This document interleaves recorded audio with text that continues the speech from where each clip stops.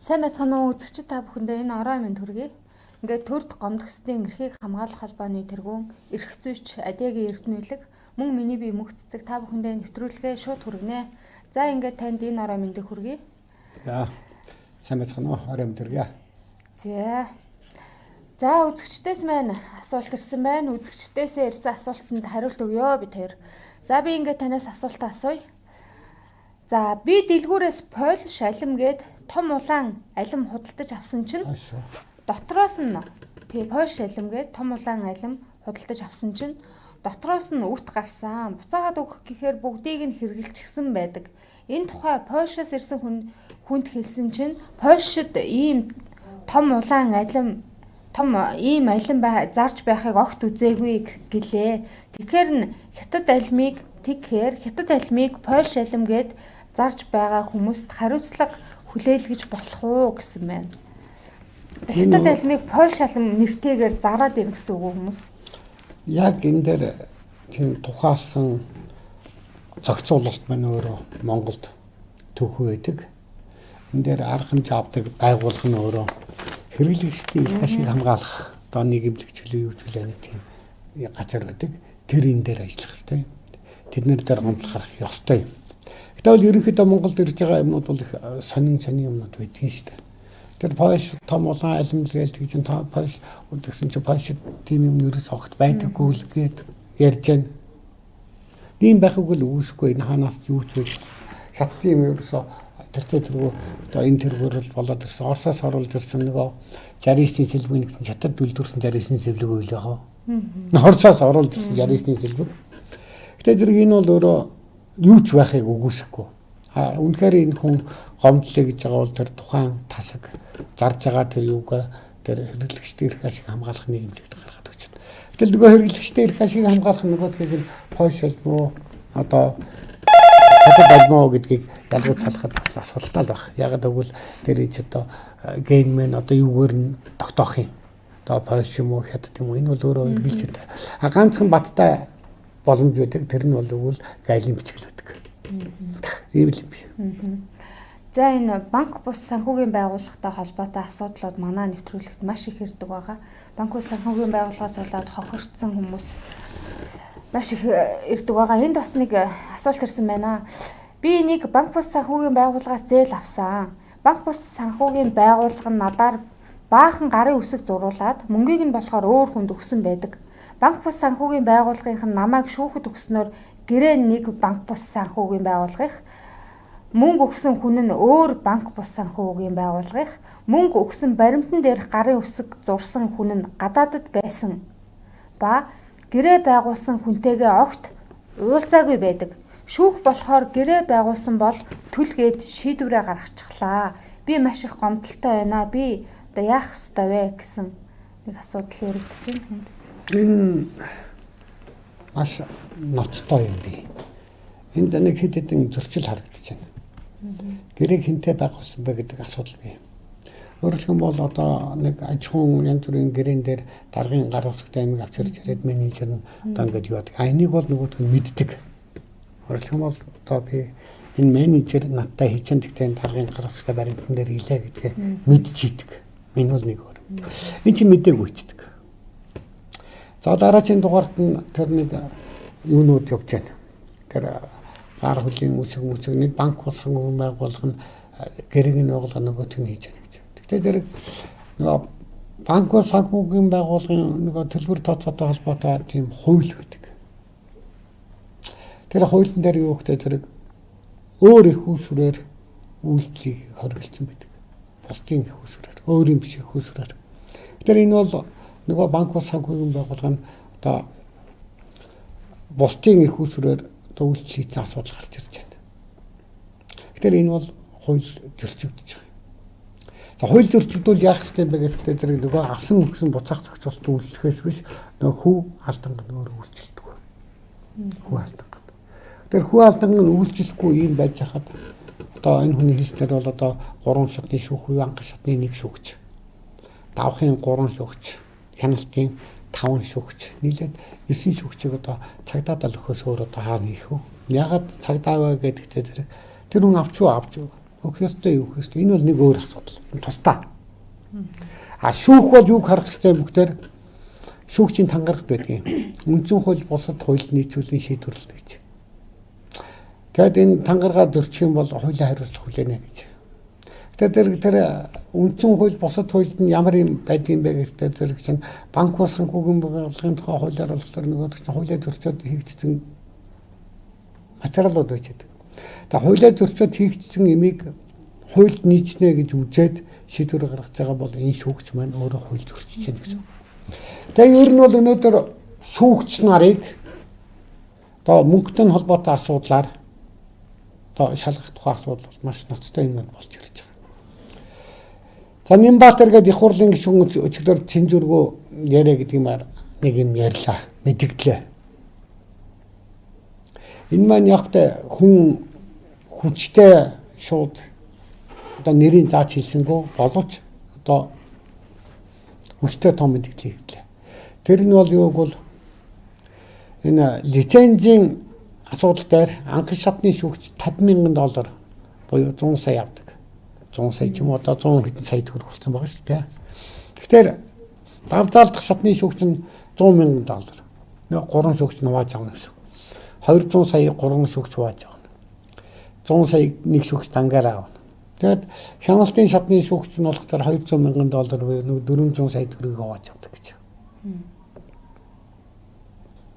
Тэгээд хяналтын шатны шүүхийн шүүгч байх үнэхээр нөгөө конопора мөнгө авдаг их хурлын гишүүн гэж шүмжилдэг байсан бол бүрэлдэхүүнд орж суусныхаа төлөө үр байна уугүй ерөөс хамаахгүй. Мөнгө авдаг шүүгч нар 400-ийн одоо 5-1 гэхтэй зэрэг нэг 80. Тэ? 80 сая төгрөг нэг удаагийн хуралдаанаар олоод авчжээ. Захиргааны шүүх. Тэгээд дээд шүүх бол үндсэндээ ямар цаг хугацаанд хуралддаг юм бэ гэж. За нэг 3 жилийн өмнө нэг маргаан явж исэн. Өглөөний 9 цагаас өдрийн 12 цаг хүртэл нийтдээ 21 хурал орчлоо гэж. Хүний хэрэг шийдэггүй л нэг машиндаа өнгөрсөн. За бас нэг өөр нэг маргаан явж идэг юм.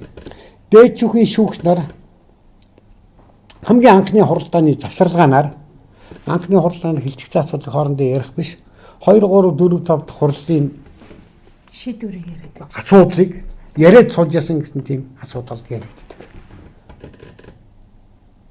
Энэ их ноцтой.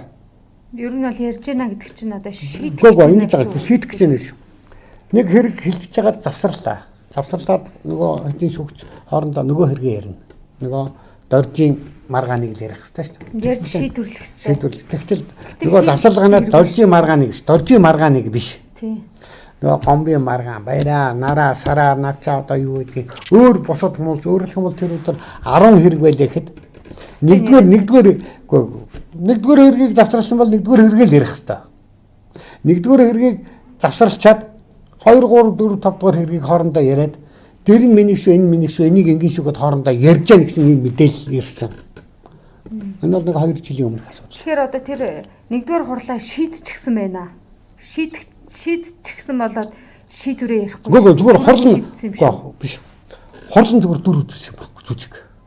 Харин тий шийдсэн. Одоо нөгөө та нэг хайр цэглэх зэрэг гэл яриад байдаг шүү. За энэ бол нэг ноцтой асуудал байгаа. За би Нямбатарт би өнөөдөр бол би баярлалаа гэж хэлье.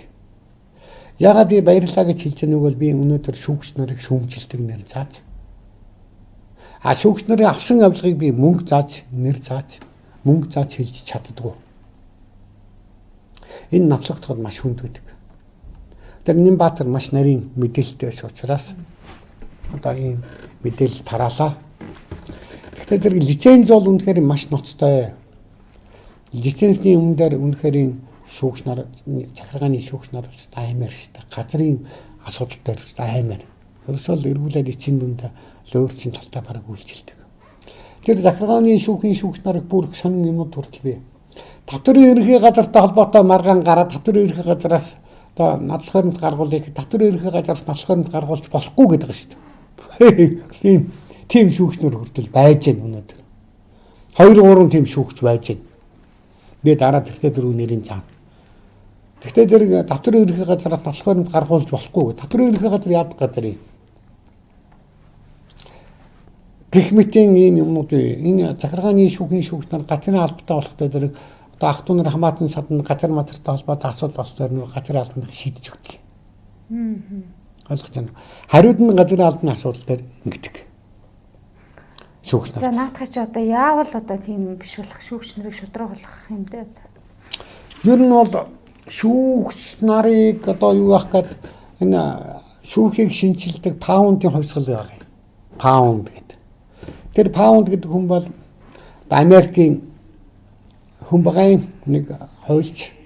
Тэр маань юу бол шүүхийг шинжилье гэдэг ингээд холбоо байгуулад, хороо байгуулад, ингээд салбарууд байгуулад Америкийн бүх мужид салбараа хийгээд ингээд явсан. Ингээд нэг өдөр дээд шүүхийн ерөнхий шүүхнийг зоригтой хүн байсан байдгийн. Бүх шүүгч нарыг ажлаас нь халаад шинээр шүүгч нарыг томилсон. Тэгээ шинэ шүүгч нар гарч ирсний болоод Америк маань юу болсон бэ гэвэл энэ олон жилийн турш энэ шүүхийн шинжилгээ хэвээр хадгалагдсан байдаг. Шүүхийн шинжилгээ гэж юу гэдэг юм? Энэ бол авилгалаас ангид эсэг улсуудыг ажилуулах хэлээд байгаа шүү дээ. Ер нь бол явж. Тэгээд авилгалаас ангид өөрөлдөх юм бол тухайн үед 1906 оны яг тэр тухайн үед шүүх өөрчлөгдөх тэр цаг үед яасан бэ гэхээр шүүгч нарын компани шүүгч болсон.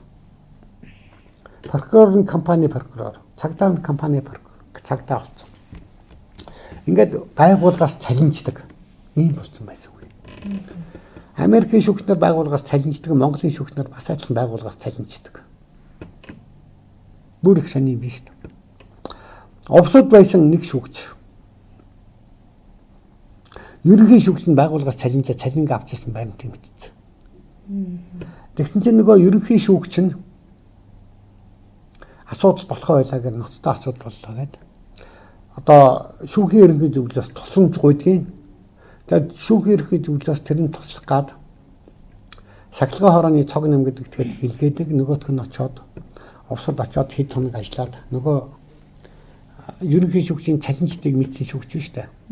Тэрний бүх нөгөө фактыг нь хот төнхөд юм олдгоо 2 жилийн өмнө нэг удаа ирүүлжигдсэн байна. Тэр шалтгаанаас нь ажлаас нь алцдаг. Шүүхээс. Ер нь шүүх бол ийм газар. За бас нэг өөр нэг жишээ дурдъя. За шүүх тогон дотор бузраа нуух хэрэгтэй гэдэг.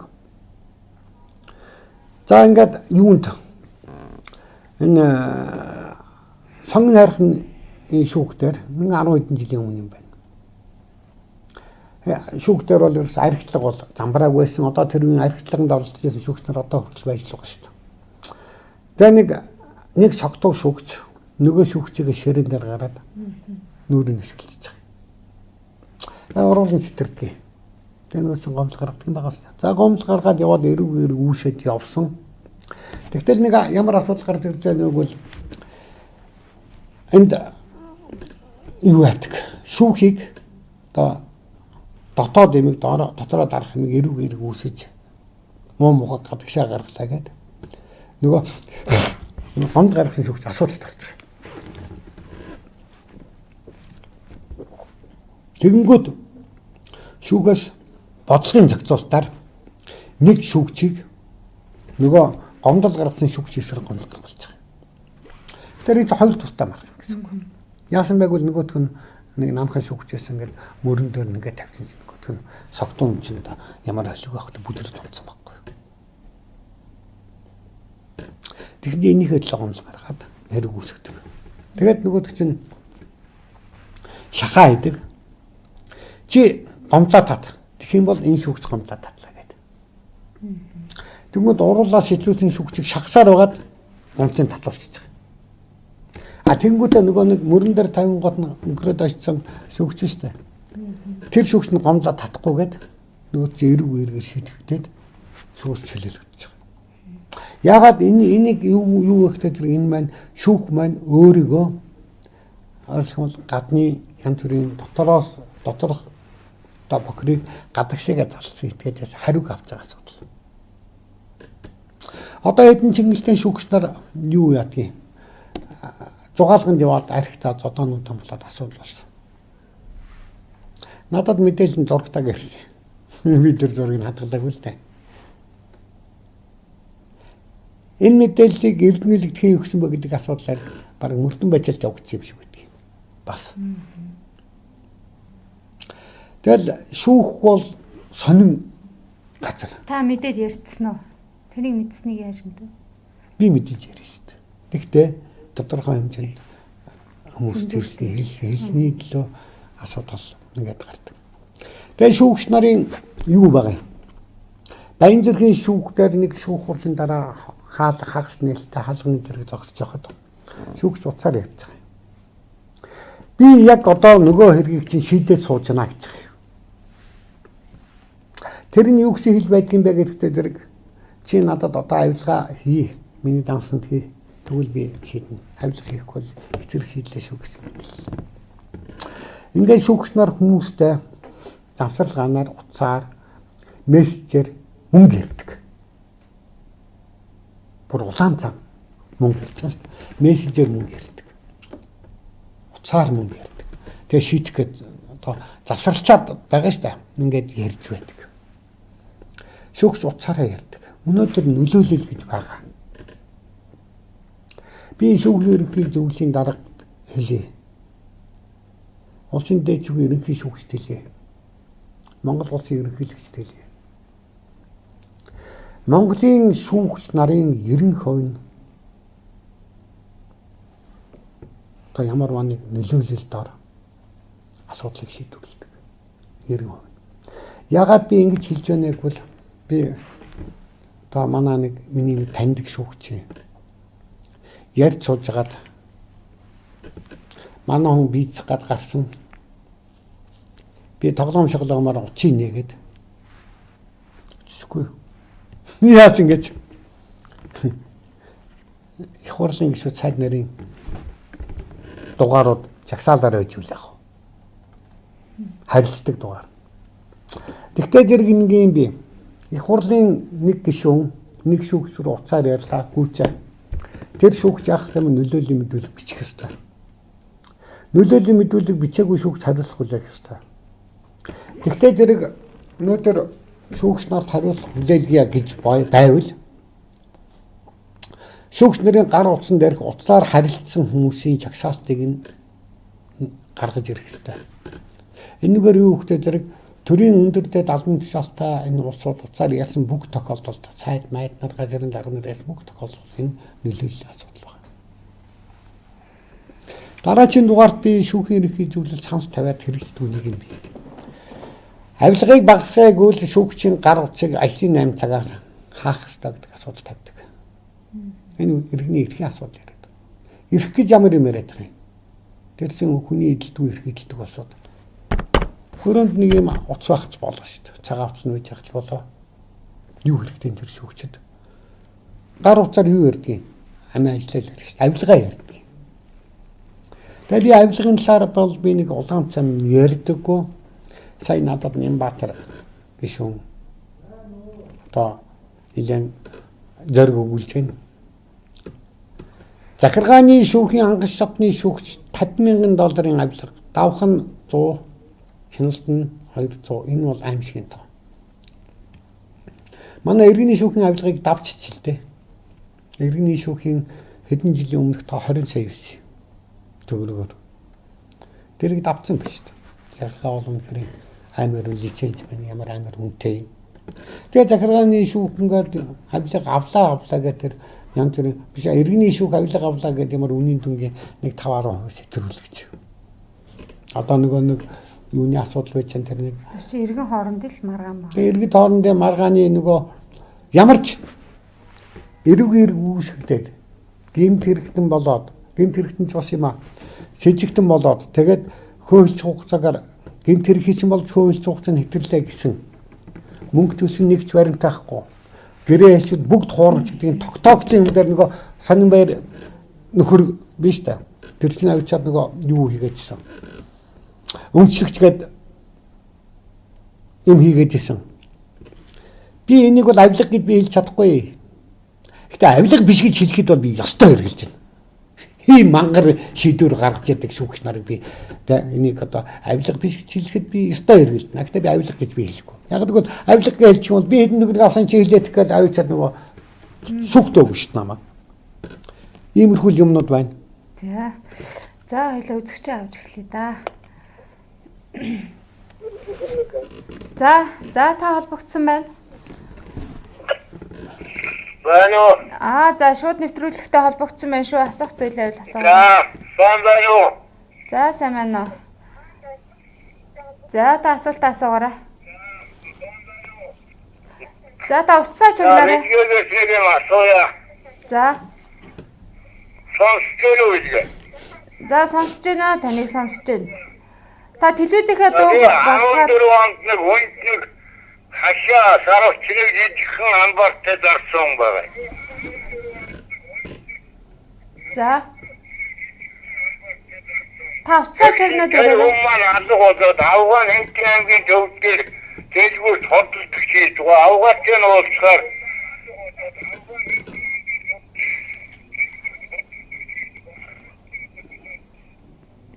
Саксон би сороггүй болсон гэдэг. Тэр авгаагийн ялгуулвал нь босхоо тал байна уу юу? Энийг асуух гэж. Гэрээ хэлцэлтэй юм уу?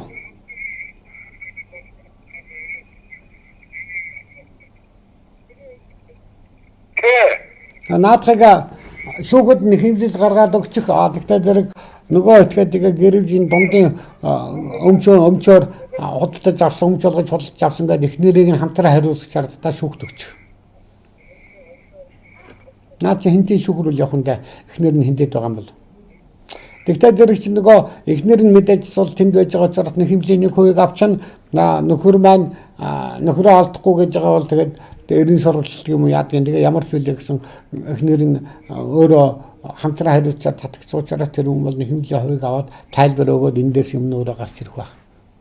Өөрөө хинэгтэр хийж авсан байхгүй. Гэхдээ наадах чинь нөгөө хүнийг авг нэрийг мэдж байгаа бол эрийн сурвалжлуулж болно. Та өөрийнхөө юугаар хариаллын шүүхээр бол эрийн сурвалжлуулж болно.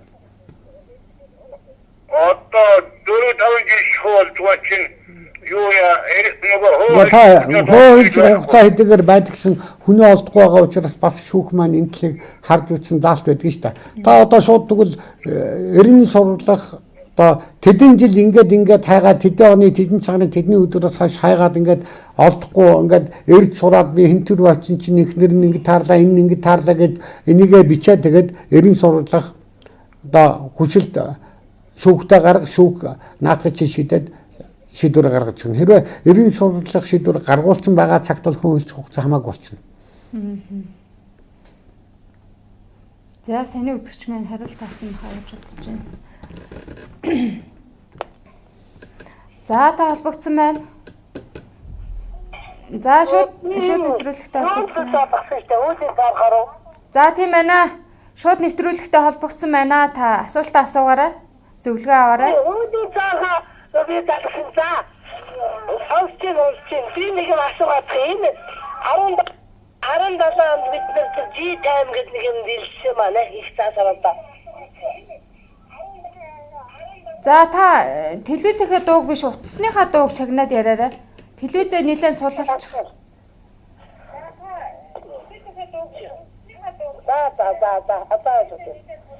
Тэгээд одоо нэг амархан хармарын тастаад тэгээд машины зээд мэлаваад байна. Манай самаста хоолтой юм зөвлөсөн маш. Амар олон хүн авсан байхгүй юу? Одоо тэгээд тэр нэг хин нэг гарчихлаа гэдэг юм.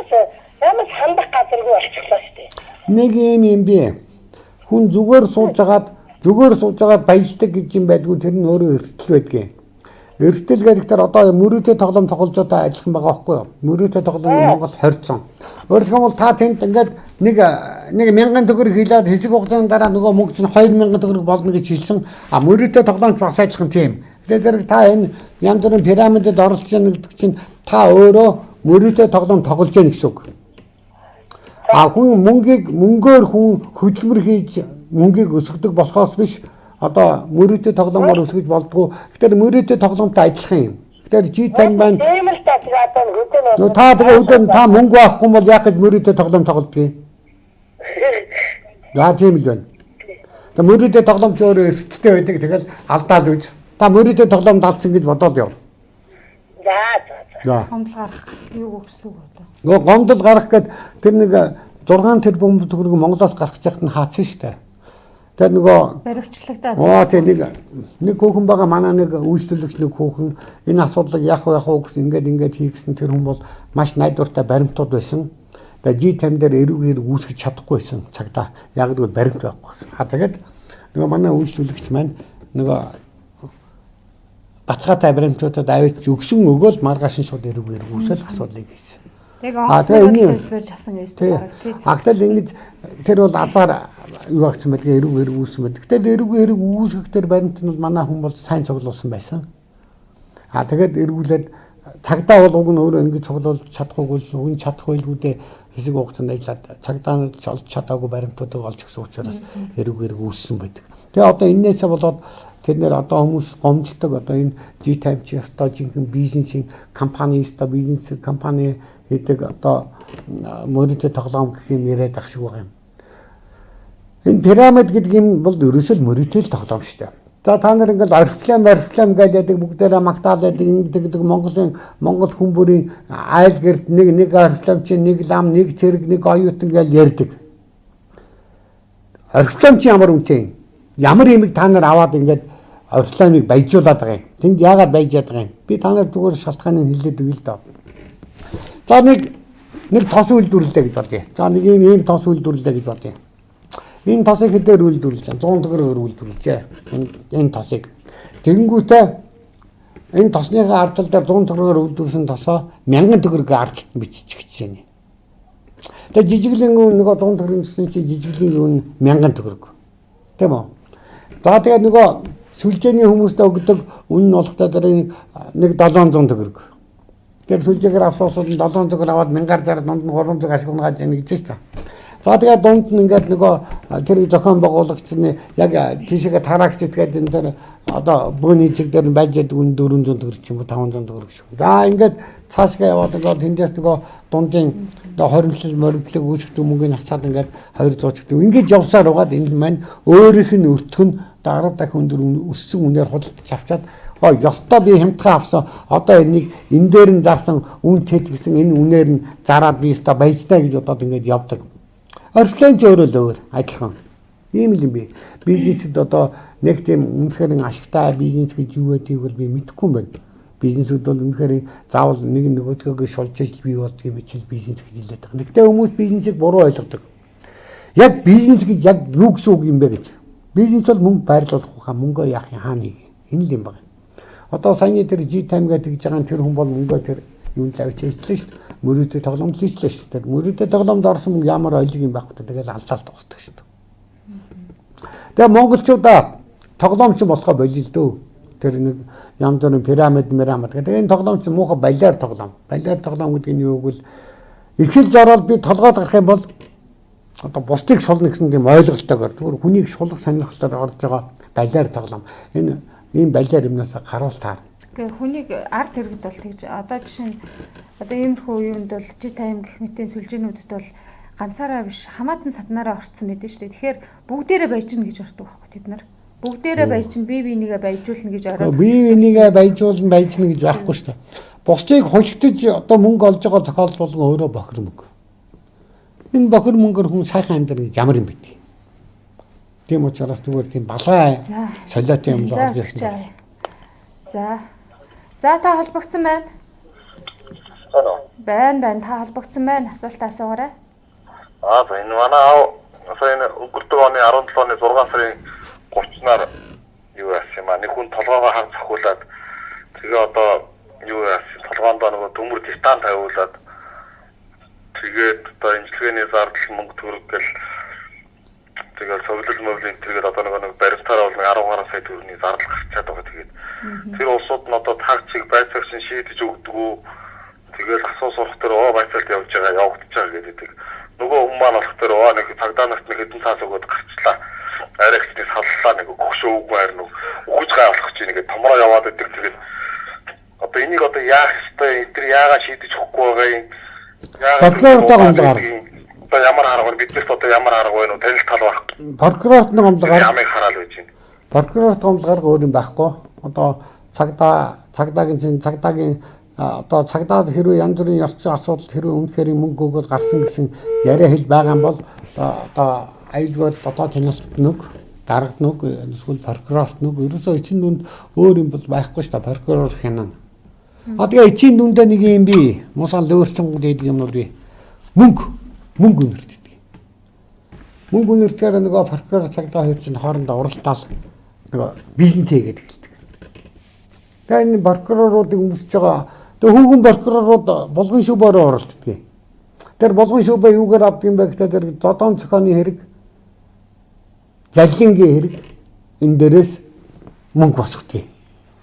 Тэд нэр баяждгийг штэ. Нэг мохоо танхаа хэрэгээр бол цагдаа прокурор баяжд тус. Ямар ч гэмт хэрэг биш байхгүй юу? Зарим нэг танхаа хэрэгүүд. Одоо саяны хүн жишээ нь одоо тэр нь одоо энэ хүн дээр чи хэрэг үүссэн гэсэн үг үү? Тэгвэл хэрэг үүсэн шалгагдж байгаа. Нөгөө зодсон итгэхэд биш үү? Зодсон итгэхэд мөнгө өгөөд авилгаа өгчөөл зүгээр суулж чөлөөд явж байгаа байхгүй юу? Одоо тэр баримтууд байгаа гэж байна. Тэгээд яагаад тэгээд энэ чинь ийм ловруудыг тэр прокуроруудыг тэр улсын мөрдөн байцаах газар тусгай субъектэд нь өгдөг юм уу яадгийн цагдаагийн. Тэгээд одоо тэр мөнгө тэгээд тэмцээд явахтай зэрэг асуудал. Тэгээд хамгийн аюултай нэг юм байдгийг. Шударгын хүнд мөнгө өгдөггүй. Үнээр явж байгаа хүн. Үнээр явж байгаа хүнд мөнгө өгдөггүй. Ста хууль үнээр нэмийг гаргаж ирэндэ гэж хэлдэг, боддог. Тэгтэл эргүүлээд цагдаа өндөр үнэтэй гар утас, гой цаг магна хаанаас олж идэх юм бэ? Лөвөрчтөөс авдгийг. Прокурор тэр гой машин, гой шүүбэ хинээс авдгийг, лөвөрчтөөс авдгийг. Авилгыг хэн өгдгийг? Прокурор лөвөрч өгдгийг. Шударган авилга өгдөггүй. Үнээр явж байгаа хүн. Тэгээ үнээр ингээд шийдвэрүүдийг хардгийг. Үнэн худлын хооронд амар ялгаатай юм харагдана. Энэ дээр би юу гэж хардгааг бол за энэ прокурор за та сэлэнгийн прокурорудаа нэг 10 сая төгрөгөөр хүний амын асуудлыг шийддэг гэсэн байдлаар энтхийн прокурор тэгдэг гэсэн байна. Сэлэнгийнх нь тийм шүү дээ. Прокурор хэдэн сая мэдгүй. Хүний амыг дандаа мөнгөөр шийддэг. Өөр босод газрын прокурор одоо энэ ингээл одоо бол ерөөсө прокурорын тэр хууль бусны юмдаг хараад энэ чинь нэг 5 сая авлага зогцсон байж магадгүй, энэ нэг 10 байж магадгүй, энэ 20 байж магадгүй гэсэн ийм сэтгэл зүйлдээ үлддэг болчихъя. Прокурорууд улаан авилгач юм. Цагдаа улаан авилгач юм. За шүүх бол одоо болидо. Тэр Нямбаатарын мэдээлснээр $200,000 авилга авдаг гэдэг шүү дээ. Муу улгаачудаа. Захиргааны шүүхийн шүүгчийг юу гэж хэлсэн гэж тэр цензургүй яриагаар $100 дансанд байна. Тэгсэн шүү дээ. $100 дансанд байна гэнэ. Хуц. Тэр хэдэн жил ажиллаа $100 болж авах юм. Хүүхэд нь $500,000 дансанд байна. Захиргааны шүүхийн шүүгч нар тэгвэл баяжид дуусч байгаа юм байна шүү дээ. Улаан ловөрч та. Би эднийг нэг альтайхан нэг юм хийлгүүлэхэд ядчихъя. Бүр тэр үтгэл захиргааны шүүхэд нэг хэрэг явдгийг. Бүр новшоо хулгайчууд яагаад хийдгүүг одоо би ойлгож. Яасан бэ гэдэг тэр мөнгөтэй хүний эсрэг явж байгаа юм. Зөвхөн шинжээчийн дүгнэлт гаргуулах гээд 4 жил болсон. Энэ улаан ловөрчтой хамгаалал ингэж явдаг юм биш үү? За одоо саяны үнд гэж шүү дээ. Одоо тэр 10 саяын баримтууд байгаа гэдэг шүү дээ. Тэгэхээр одоо тэр баримтуудаа тэр мөнгөө нэхэд шүүхэд өгж болох уу? Шүүхэд биш. Наад чинь тэр цагдаад өгсөн бол одоо тэр цагдаад мөнгө өгсөн. Цагдаад мөнгө өгөөд гарсан бол одоо тэр юу авилгатай тэмцэх газар улсын мөрдөн байцаах газрын тусгай субъект цагдаагийн ерөнхий газрын дотоод хяналт аюулгүй алба. Ил байгаа байхгүй. 3 газар төгс болно шүү дээ. 3 нь зэрэг өгч болно. Үнэхээр баримт байгаа бол. За. Ингээд гинт хаяа юу хэлчихдэг шүү дээ миний нөгөө. Байна. Та холбогдсон байна. Сайн байна. За сайн байна уу? Асуулт асуугаарай. Шууд нэвтрүүлэг үү? Тийм байна. Шууд нэвтрүүлэгтэй холбогдсон байна. За. Ben нэг хэд адуу алдсан юм аа. Тэгсэн чинь энэ юу болохоор нөө шүүхэд өгөөд улсууд нь олсон байхгүй юу? Одоо мэдээ 10 гаруй жилийн өмнө. Тэгээд нөө шүүх болохоор нөгөө адууг чинь улсуудын барьж авчирч өгöd байхад нөгөө яадгүй хэрэгсдэг үү? Хүмүүс тэгээд тохиргээ. Тэгээд тэр хүмүүс тэгээд тохироод яасан чинь надад нэг юм өгөөд. Тохир гэсэн хүн хин. Ерөөсөө ингээ хахраад өгсөн байхгүй юу? Тохир гэсэн хүн хин. Тэр нөгөө адуу хулгай хийсэн хүн. Тэгээд нөгөө Биш адуу хулгай. Шүүгч тохир гэж хэлсэн юм уу? Прокурор тохир гэсэн юм уу? Цагдаагийн газар. Цагдаагийн хин нь? Сумын та. Гэхдээ сумын хин ямар цагдаа? Зоргоо гэж. Юу хийдэг вэ? Цагдаагийн дарга болсон. Зоргоо сумын цагдаагийн дарга юм уу? Тий. Аймгийн цагдаагийн дарга юм уу? Сум. За сумын цагдаагийн дарга тэр зоргоо гэдэг хүн аль аймгийн аль сумын? Өврангаа уян сум. Өврангаа уян сумын одоо цагдаагийн хэлцийн одоо дарга зоргоо гэдэг хүн одоо тохир гэж хэлээд гэмт хэргийг нуун далдарсан гэж ойлгож болох уу? Тэгээд та нар ямар ч байсан тохир тэгээд тэгээд нөгөө төл чинь 3 тулгай хийсэн байгаа байхгүй юу? Тэгээд бүлэг байна. За. Тэгээд яасан чинь тэгээд би тэр хүний үсээсээ юм авч чадаагүй. Тэгээд яг нэг хүн сор даагаад байгаа байхгүй юу? Би авсан гэдэг. Тэгээд уулзсан чинь тэр тань 2 хүн бахаад орцсон байгаа байхгүй юу? Тэгээд тэд нар хот руу ерөөсөө буулна. За. Гүйгүй энэ ерөөсөө юм байдаг шүү дээ. Яг одоо энэ цагдаа нар хулгайч нартай холбоотой юм асуудлаар асар олон гомдол явж байгаа юм. Нөгөө юуны ингэж байж явах үед л бас нэг арай малын хулгаан гэдэг нэг юм явагддаг байсан. Одоо тиймэрхүү юм одоо малын хулгаагаар дагнсан одоо хүмүүс нь одоо ямар юм байдгийг. Тэгээ ер нь бол аймаг сумууд дээр бол одоо энэ хилцийн төлөөлөгч нар одоо цагдаа нар шүү дээ. Цагдаа нар хинээс санхүүждэг гэж бодож байна. Малын хулгайчаа санхүүждэг. За нэг мөнгөний хэрэг боллоо. Нэг 100 мянган цасны хэрэг боллоо. Тэнгүүд нөгөө базар гэдэг нэг малын хулгайч дууд. Хөөе. Али чи нэг над нэг 100 мянган төгрөг олоод иргээл. Нөгөөх нь өстой юуныхаа аавынхаа ээжийнхээ гэрт нь очил алтан мөнгөн бүгж одоо юу гэдэг хин тэрийг ламбард нь авч тавил 100 мянган төгрөг авчил шууд өгдөг. Юусе өнөөдөр нөгөө сумын хэдэн цагдаа нар нь нөгөө малын хэдэн хулгайч нараа ингээд тойголцсон. Тэгээд тэднэртэй холбоотой асуудлууд гараад тэрийг ингээд хавдарн, цонжруулна, байрн, удаашруулна, ингэсээр хөөлж хугацааг өнгөрөөгөө хэрэгсэхгүй болгуулад явдаг. Энийхээ төлөө нөгөө малын хулгайчтаасаа цалинждаг ийм маягаар. Энэ бол заадаа мэдгүй юм да баг манай бүхний цомын одоо цагдаа нар гэж хэлэх нь хаашаа ингэхдээ баг тал орчмынхын цагдаа нар нь өөрөөсөө малын хулгайчтаасаа цалинждаг гэдээ орсон шүү. Ийм юм байна.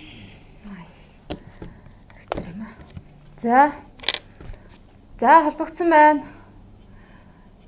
За шууд нэвтрүүлэгтэй холбогдсон байна шүү. Алло. Байна. Шууд нэвтрүүлэгтэй холбогдсон байна та. Шууд түргөө. Тийм ээ наа. Энэ эрдэнэлэгч. Энэ хөрөөс банаага. За асуу та. За асуугаарай. За та утасныхаа дууг чамнаад утсаарай. Энэ 2011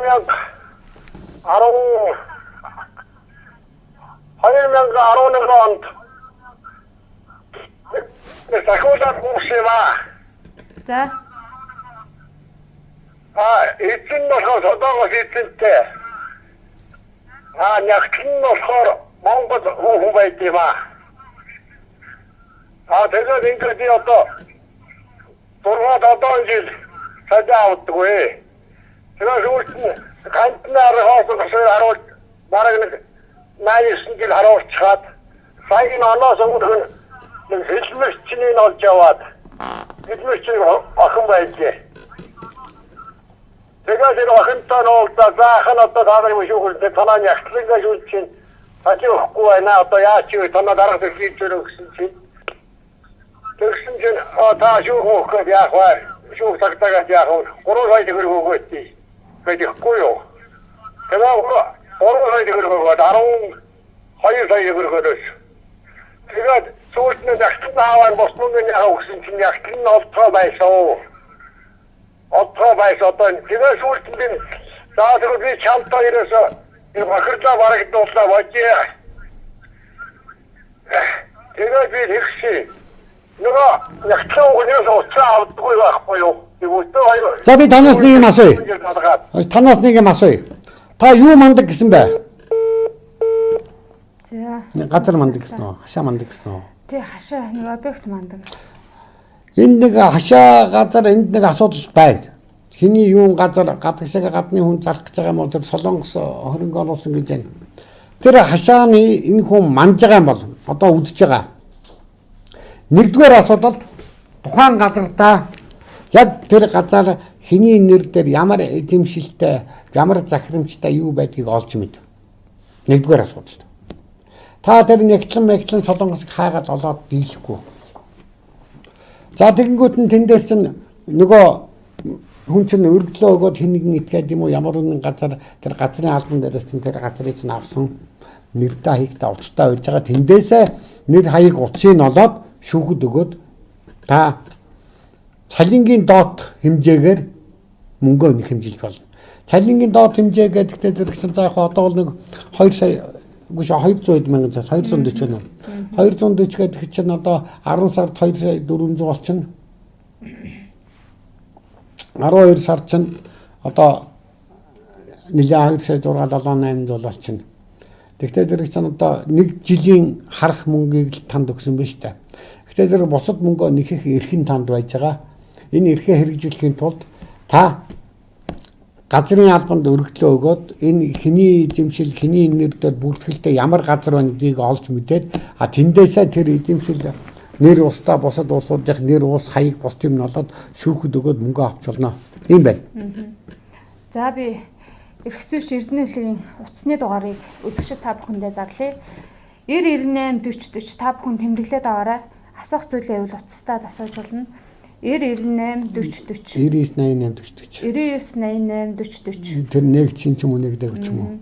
9098 40 40 9988 40 40 мөн 96 тэг 2 97 тэг 3 гэсэн дугаарууд байгаа шүү. За үзэгч авъя. За та холбогдлоо. Бана. За шууд нэвтрүүлэгтэй холбогдсон байна. Асуултаа асуугаарай. За. Бана. За сонсож байна. Та утсаа чагнаад утсаараа яриарай. Сайн. Энэ манайх нэг сүүлийн үед одоо аюул Монголд одоо хэрэгжиж байгаа хуулийн гэдэг ямар байр авсан баг. Зүгээрсэн байна. Ямар лизинг гинэ? Тэгээ хуулийн гэдэг. За. Одоо хүмүүс урьдчилан мөнгө өгөөд тодорхой хугацааны дараа үлдсэн мөнгөө өгдөг. За. Манайх нэг 80 сая төгрөгийн байрыг өөрчилсөн. 25 сая төгрөг өгөөд бүтэн жилийн хугацаанд сар болгон 4 сая 600 мянган төгрөг төлөхөөр гэрээ байгуулж байр авсан баггүй юу? За. Тэгээ өөрчлөлт 25 сая төгрөг өгөөд эхний нэг сар 11 сард гэрээ байгуулчаад тэгээ дараагийнхаа 12 сард 4 сая 600 мянган төгрөг өгөөд явж идэл манай гэрт жоох асуудал үүсээд санхүүгийн байдал. Тэгээ шүү дээ. Үүсээд ингээд тэгээд нөө цаад хүмүүстэй хугацаа алдаад явах уу гэж яаралтай хэлээд гэрээгээ цэцлээ ингээд манай асуудал үүсчлээ гэдэг.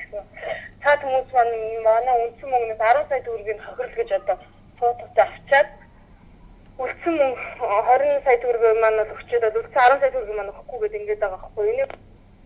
Гэрэн дээр юу заагдсан байдгээ? Гэрэн дээр юу заагдсан байдгээ? Гэрэн дээр болохоор юу хэрвээ хугацаанд төлөхгүй бол өдрийн 0.5% алдан одоо нэг сард төлөхтэй 4,600 мянган төгрөг. Хэрвээ гэрээ айлын талд дөрөв цустах тохиолдолд цаад хүмүүс маань гэрээ байгуулж байхад өөрсдөө сэтгсээр 20% гэж хийсэн байхгүй юу? Тэгэхээр энэ одоо бид нар цаад хүмүүс бол тийм одоо хугацаа алдсан хэмжээний хохирол төвчрөхөр бол нэг та нар за таны наад ярьж байгаа гэж сонсоход зүгээр санхүүгийн лойрын юм дээр гар усах зурчих. Зүгээр юм лойрууд явж байгаа юм. Тэгэхээр та лойрын байранд оруулах гэдэг байранд ордог ч өөрөө эргүүлээд эцсийн дүнд хүний хоол болдгийн штэ. За Монгол улс одоо ард түмэн маань баян байсан үг бол нэг хэсэг бол овоо баян байсан. Одоо хоосорсног бол хоосорсон. Яагаад хоосорсон юм? Би одоо та нарт шалтгааныг хэлж өгье. Ипотекийн зээл гэдэг юм байдгийн. Одоо талигаа зоосон нөгөө банкны цука гэдэг 5 аршин тэр Дэлхийн банкны захиалгаар одоо Монголд одоо Дэлхийн банк одоо эхнийг чинь Монгол банкны цугааг чинь баг санхүүжүүлж хатгаж энэ асуудлыг чинь Дэлхийн банк одоо Азийн хөгжлийн банкны бус юмнууд чинь оруулж ирж байгаа юм. Тэр ипотекийн зээл энэ гадны. За тэгээд ипотекийн зээл гэдэг юмар чинь яасан бэ гэхдээ зэрэг чинь ард түмний гар дээр нэлээд олон тэрбум төгрөг ард түмний гар дээр явсан. Одоо 8-ын гар дээр гэсэн. Одоо тодорхой хэмжээгээр баян байсан гэсэн. За тэгэнгүүт жилийн 8% зээл зарлагддаг. Жилийн 8% зээл гэдэгтээ зэрэг бүх хүн хошуурсан. Байр танд, байр гүнж бүгдээрээ тэгээ 30%-ийг нөхөн тулд өөртөө байсан ах дүү нартаас бүх мөнгөийг авчаад ингээд банкнд авчиад тушаацсан. Одоо 100 мянган хүн тушаачлаа гэсэн үг шүү дээ баг. Тэгтэл 100 мянган хүн авчиад 30% тушаачтай дэрсэн тэр чи одоо хэдэн 10 тэрбум төгрөг вэ? Болчдгийг. Хүний гар дээр байсан тэр тэрбум төгрөг банк хураагаад авчих. Нөгөө урьдчилгаа төлбөртнө. Тэгээд сар болгоно нөгөө дүүч нэг 500 мянган цаас төлнө гээд ингээд яагаад гэхтэй зэрэг тэр 100 мянган байшинд сар болгон 500 мянгаыг бодоод үржүүлээд үз та нар. Сард хүмүүсийн гар дээр хичнээн тэрбум төгрөг цоглуулж байна. За тэгээд энэ цоглуулсан мөнгө нь хаашаа ичдгийг. Энэ цаад бодлого нь юу гэхтэй зэрэг нөгөө ирээнийг хөгжүүлэх бодлого явагдаж байгаа. Бүгднээр хятад ард улсын одоо барилгын материалын үйлдвэрийг хөгжүүлэх бодлогоор Монголд ипотекийн зээл хэрэгжсэн. Тэгээ Монгол баяжсан уу? Баяжаагүй шүү дээ. Энд хэн баяжсан? Нэгдүгээр банкуд баяжсан. Хоёрдугаар барилгын компани захирлууд баяжсан. Хамгийн гол баяжсан улсууд нь Хятадын барилгын материалын үйлдвэрлэхэн байсан. Гэтэл зэрэг ипотекийн зээл ард түмний төлөө биш. Ард түмнийг хоосруулах зорилгоор хийгдсэн бүгднээр Хятад ард улсын барилгын үйлдвэрлэхэнд зориулагдсан ийм асуудал байсан. Өөрөөр хэлбэл би талигаа цукаг одоо худалдагдсан этгээд байж байгаад энэ асуудлыг оруулж ирсэн гэж боддог. Одоо ингээд намууд ардын нам арчилсан нам хоёр энэ 8% зээлийг үргэлжлүүлэхгүй сард 200 тэрбум төгрөг ипотекийн зээлэнд гаргаж яана гэж хуцаад байгаа хулгайчууд. Энэ мөнгө хаашаа явдгийг уршаал явдаг штэ. Тэгэхээр хамаг мөнгө бид нэр уршаа гаргаж өгчөө заа юу. Тэгээд нөгөө нэг гаднаас зээл авч байгаа юм. Асан зээлийн яадаг хэдэн дарга нар хуваагаад авчдгийг. Тэгэд юу юм? Одоо Монгол тун удахгүй Тажикстан шиг газар нутгийн хагасыг өгөх гэж байна. Энэ 76 дэдил хулгайчууд. Монгол хий хэрэгтэй. Монголоо гэсэн сэтгэлтэй хүн хэрэгтэй болохоос биш. Нам гэсэн хулгайч болгон бол зүгээр дөөрчд тагнуулууд. Гадны зүгээр одоо хөлсний тагнуулууд. Одоо жишээлбэл 76-гийн талан тагнуул. Би яагаад 76-гийн талан тагнуулыг хэлж байгаа нэг бол энэ хулгайчууд нөгөө гадны хөрөнгө оруулалттай байгууллагуудын нөгөө мөнгийг Монголын банкнд байршуулахгүй гэсэн юм дээр конопторсон шүү дээ. Хуулийн заалт. Тэр новчнууд бол бүгд эх орноос оруулсан хулгайчууд. Ер нь бол Монгол бол те энэ төр засаг бол хулгайчаар дүүрсэн новчнууд байгаа шүү дээ. За тэгэхээр саяны хүний маань хариулт юу болж та? Саяны хүний хариулт бол 4 сая 600. Энэ бол ингэж байгаа биш ээ. Энэ маш хүнд гэрээ байна. Наад гэрээг би үзье. Дотроос нь өө болох гэж оролдъё. Та надад гэрээг нэг аваад ирч чадах уу? За тэгэхээр 98. За тэмдэглээд аваараа саяны үзэгч маань. Үзэгчид та бүхэн ч гэсэн чамтай холбогдсон дээр хаа гэхлээ. За 98 40. Одоо энэ ингээд хүний нэг өвчин хөдөлнө гэдгийг. Би энэ ипотекийн зээлтэй холбоотой асуудлаар би бухимддгийг, уурладгийг. Би тэр юунуудтай холбоотой асуудал гадаадын одоо Монголд байж байгаа тэр банкуй санхүүгийн байгууллагын хулгайчуудад мөнгө хүлэгч нар тэднэр дээр би уурладгийг. Энэ мөн шүүхийн хулгайчууд байна. Авилгыг сонсоод би уурладгийг. Тэрүүс уг нь бол би гайгүй. Яг ийм юм түрээд ирэнгүүт нөгөө огшин гэдэг юм чинь болоод ингээд уурлаад идэгин. Ойлцоорой. Надаас асуучлалт гоох хэрэгтэй баг. Би ч бас өөрөө ч хайжууд байж гал стресстэй сууж идэв ш зөрөндөө. Чи өдөөнд төрөх. Стресс. Үгүй чи өдөөнд төрөх гэж намайг орлуулчихдаг шүү дээ. За тэгэхээр 96 тэг 2 97 тэг 3 гэ тэмдэглээд аваараа та бүхэн 96 тэг 2 97 тэг 3 гэд миний дугаар байгаа. Миний дугаараар холбогдоод мөн ирээд уулзч болно. За тэгээд өөр YouTube дээр манай нэвтрүүлгийн юмнууд оштархгүй нэвтрүүлэг дээр шууд YouTube дээр шууд нэвтрүүлэг тавигдсан байгаа. Тэгэхээр хуулийн цоорхой гэж монголоор бичиж хайгаад YouTube-ээс та бүхэн үзээд утасны дугаар бас тэмдэглэж авч болно. Тэмдэглэж авч амжаагүй бол YouTube дээр хуулийн цоорхой гэдэг яг монголоор одоо энэ гарцсан байгаа хаяг шиг бичингүүт шууд гараад ирнэ шүү гэж та бүхэндээ сануулмаар байна. За үзэгчээ авлаа. За холбогдсон байна. За холбогдсон байна. Та шууд нэвтрүүлэгтэй холбогдсон байна. Та асуултаа асуугаарай. Байна холбогдсон байна. Асуултаа асуугаарай. За асуу. Би одоо хэвтэн 2-2 мянган хулгай хийгээд тэгээд цагдаагаар очоод тэр хэргийн хэрэгсэхгүй болоод байгаа байхгүй. Гоо цагдаа чинь нөгөө хулгайчаас чинь 5 цаас аваад 50 явуулчих штэ. Тий. Тэгдээ. Ерөөсөө хавтга Монгол хавтгаадаа тийм л үүдгэн штэ. Тэгээ нөгөө цагдаа чинь та яаж амьдрах юм? Хулгайчдаа 5 цаас авч амьдрах юм бол цагдаа нар яаж амьдрах юм? Цалингаар амьдрах. Йоо чи цалингаар цагдаа чи цалингаар амьдруулаарай чи. Цагдаагаас чи одоо чадахгүй гэдэг. Тийм ээ. Ерөөсөө нэг юм шүү дээ. Та нар ойлгоорой. Монгол ард бүгдээрээ сайхан амьдрий. Тэгтээ ингэж байгаа. Та дарга нар авилгагүйгээр амьдрч чадахгүй. Гэр орноо яаж хийж юм? Цагдаа тэр хулгайчаас мөнгө авахгүйгээр яаж амьдрах юм? Гэр орноо яаж хийж юм? Цагдаа ч маа сайхан амьдрах ёстой. Би танаас асуумаар байна л да. Та одоо авилгагүйгээр амьдрах. Та тэгвэл авилгагүйгээр амьдрах. Сэргээр нь ойлгуулах гэж тайлбарлаж байна. Ойлгосноо. Тэр шүүгч нарыг өрөвдөх хэрэгтэй шүү дээ. Тэр том олон давхар барилга барихын тулд одоо хэдэн зуун сая амлаг авч иж өрөх юм тэр том барилга барихгүй бол тэр шүүгч нарт яаж амьдрах юм өөрхөн амтан. Тийм үү дээ. Тэ авилгал аав гэдэг юм уу? Үгүй эсрэгээр нь ойлгох хэрэгтэй байхгүй. Сайн байна. За тэгэхээр цагдаа тастаа За. За би сая утасны дугаараа зарласан байгаа да. Тий. За. Та бүхэн YouTube-ээс хуулийн цоорхой гэж хайгаад нэвтрүүлэг үзэж болно. Мөн утасны дугаар байрлсан байгаа. Одоо ингээд төрийн албаны авилгалын асуудал 60 тэрбум. Би 60 тэрбумын жишээг биний түрүүн би нэг ярьж байсан. Одоо би ахаад ярив. Чингэлтэй дүүргийн нийгмийн даатгалын хэлцийн дарга төр ордон гүйцэтгэгч алтан чим гэдэг хүн одоо ингээд тэнд ажил хийж байна гэж байгаа. Би материалыг үзлээ. Төр нэг ч өдөр ажил хийж байгаагүй байна. Нэг ч өдөр. Тэгсэн чинь шүүхтэр нэг материал ирдэг. Тэр материал нь юу гэвэл төрийн албанаас ирүүлсэн шиг байна. Төрийн албаны удирдах ажилтны шалгалтанд ороод 62 дугаар байранд орсон учраас тэнцлээ гэж байгаа. За болдоо удирдах ажилтны шалгалт гэдэг чинь сонгон шалгуулалтанд 5 хүн авдаг, 3 хүн авдаг, 2 хүн авдаг.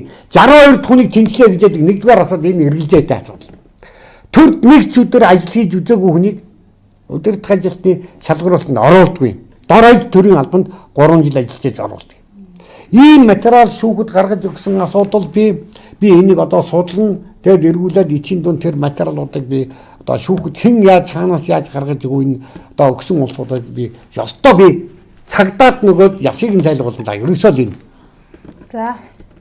За үзэж. Энэ бол юу гэвэл ерөөсөө л яаж 60 тэрбум босдгийн жишээ л байхгүй.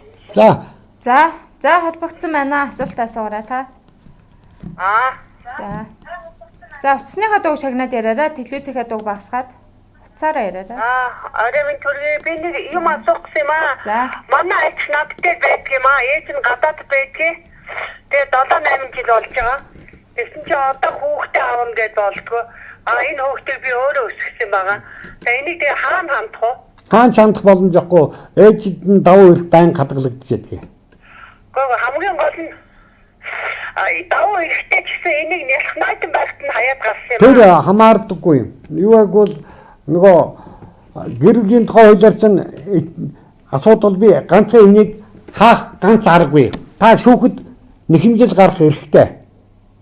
Тэр нь бол ээж явах эрхийг нь хасах.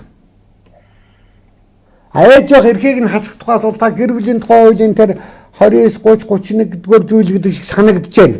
Би яг одоо 20 үед энэ материал хараг учраас энэ нөгөө зүйл заалтыг нь жоохон орхигдуулж өөр хэлж юм. Тэр 31 гэж нөө хэд байна тэр заалтыг уншаарай. Гэр бүлийн тухай хууль дээр. За ээж байх эрхийг нь их байх эрхийг нь хасахын тулд ямар юм шаардлага юм тэр нөгөө хүүхдээ хүмүүжүүлэхээс зайлшийсэн, сурж байхаас зайлшийсэн, өсгөж хүмүүжүүлэхээс зайлшийсэн бол одоо ээж байх эрхийг нь хасаж болдгийм. Ээж байх эрхийг нь хассан тохиолдолд ээж нь танаас авч чадахгүй. Өөр арга байхгүй шүү. Тийм учраас ээж байх эрхийг нь хасах материалаа та одоо бүрдүүлээ л гэсэн үг. За ясна мохоо бүрдүүлээ шүүхэд өгөх нь шүү дээ. Энд бол юу бол нөгөө хүүхэд энд одоо юу яжсэн цэцэрлэгийн багш байдаг бол цэцэрлэгийн багшаас нь тодорхойлт авна ээж нэг ч удаа эргэж ирээгүй. Ойлгох нь хүүхэд хөргөж өгөөгүй. За сургуулаас нь одоо их эцгийн хол нэг ч удаа орж байгаагүй ээжийнх нь бараг нь хараагүй танихгүй мэдхгүй ч гэдэг юм уу. Хорон дараагаас нь ээж нь энд докторөөсөө байдаггүй гэдэг ч юм уу. Иймэрхүү материалаа цуглуулаад та шүүхтээ өг. Ийм болно. За эрх зүйч эрдэнэ хэлэхтэй холбогдож зөвлөгөө авч болно. 96 тэг 2 97 тэг 3 гэсэн дугаар байгаа шүү. Ер нь бол ээж явах эрхээ асуулна гэж маш хүнд юм шүү. Ер нь бол. Тийм учраас та үнэхээр та бол үнэхээр тэмцэхээсээр замгүй. Үнэхээр та одоо аргагүй шүү дээ. Таны хувьд бол одоо хүүхд чинь одоо том бол ачин том болчлоо. Таныг одоо ингээд өндөр настай болоход таныг асарч тойлох хүн чинь таны наад хүүхд чинь л байгаа. Тийм учраас хүүхдээ өдөр авахын тулд миний аргыг хэрэглэх зөв байх гэж бодож шүү. Багаас нь өсгөх. Тийм олон ээжүүд энэ дээр санаа аваарай. Яагаад гэвэл энэ маань эцсийн дүнд одоо хүнийг өөрийнхөө хүүхдийг авчаад хайж явчаад тэгээд ээж нь одоо хэдэн сар жил яаж зовсон яаж нойргоо хонж эмлэг сагчаасан тэрийг нь мэдгүй одоо хүүхд аавна гэдээ булаахад сэтгэлийн зүрхийг нь өмөрүүлээд өнчрүүлэх гээд явж байгаа. Энэ асуудал бол асуултаа л юм. Тэгээд авч болно шүү дээ. Авах юм бол тэр ядаж тэр хүүхдийн тэгвэл тэр өнгөрсөн жилийн хогрлыг нөхөн төлөлтөд тэрний сэтгэл санааны чи юуны ч. Тэгээд нэг иймэрхүү харгис юм уу. Би одоо мөнгөтэй болсон одоо ээж бол хинчиж гэж байгаа байхгүй юу. Тийм учраас би бол сая зөвлөхөд бол та нэг шүүхэд тэгж хандж болно л гэдгийг би хэлж байна. Гэхдээ бэр нь баха. Хүүхдэн ч байж болно. Хүүхдүүд аюултай шүү дээ. Юу ярьж байгаа. Хэн мэдлээ. За үзэгч аав. За та холбогдсон байна. За холбогдсон байна шүү. Шууд нэвтрүүлэгтэй холбогдсон байна. Наа байна уу. За та асуух зүйлээ асуугаарай. Юм асуух юм аа. Манайх энэ сонгоорхон дүүргийн 24 дугаар хооронд хариулт залбирсан юм да. Тэгээд одоо нэг газрынхаа гэрчгээ гаргуулаагүй. За. Одоо энэ газар дээр хашаагаа бараад 4 жил амьдэрсэн. Тэгээд за. Тэгээ байжсэн чинь арчлын 2 аль газрын гэрчлэгээ өгөөд тэгсэн чинь манай газар руу манай хашааны тал руу оруулаад газрыг өгсөн байхгүй юу. Тэгээд тэр гэрчлэгийг нь харахаар 2012 онд өгсөн гэрчлэгээд өдөн сонгоохын дөрөв дээр очиж үүргэж байхад тэр газар эзэмшлийн кадастын зургадаа ороогүй тийм гэрчлэгээ гараагүй тийм оосон газар байсан байхгүй. Тэгсэн чинь одоо 2012 оны гэрчлэгээ барьж ирээд гэрчлэгээ гаргуулсан хүн тэгээ одоо манай газрыг ингээд чөлөөлж өгөө гэдэг байгаа юм байна. Наадхаа шууд авилтаа тэмцэх газарт өг. Сонгоохын дөрөв дээр очиод за ойлгосоо. Наадхаа одоо шууд авилтаа тэмцэх газарт өг. Яагаад гэвэл тэр гэрчлэгээ гаргадаг хүн чинь засаг дарга байж байгаа. Тэгээд энэ газрын алд байж байгаа. Наадах чинь маш ноцтой үйлд учраас шууд авилгатай тэмцэх газарт өг. Дүүргийн цагдаагийн хэлцэд өгч болохгүй. Тэр шалтгааны өгвөл дүүргийн цагдаагийн хэлц бол нөгөө дүүргийн засаг даргад хариалагддаг. Газрын гэрчлэгийн асуулт засаг даргатай хамааралтай байдаг. Тийм учраас бол энэ нөлөөлөл ордог учраас шууд авилгатай тэмцэх газарт өг. За одоо ингээд нэвтрүүлэг дуусчихна уу те? Нэвтрүүлгийн цаг маань. Нэвтрүүлгийн цаг маань ингээд дуусч байна. Манай нэвтрүүлэг 7 хоног бүрийн 1-р 2-р өдрийн орооны 20 цагаас та бүхэндээ шууд хүрдэг байгаа. Ингээд бидэнтэй холбогдох утсыг YouTube руу ороод Хуулийн Цоорхой гэж монголоор бичиж хайгаад тэгээ мэдээж нэвтрүүлэг гарч ирэн тэндээс нэвтрүүлгүүд тавигдсан байгаа YouTube дээр тэндээс утасны дугаар аваад холбогдож болно. Тэгээд утсаар яриа зөвлөгөө авч болно шүү, уулзаж болно. За ингээд дараагийн нэвтрүүлэг хүртэл баяртай. Баяртай.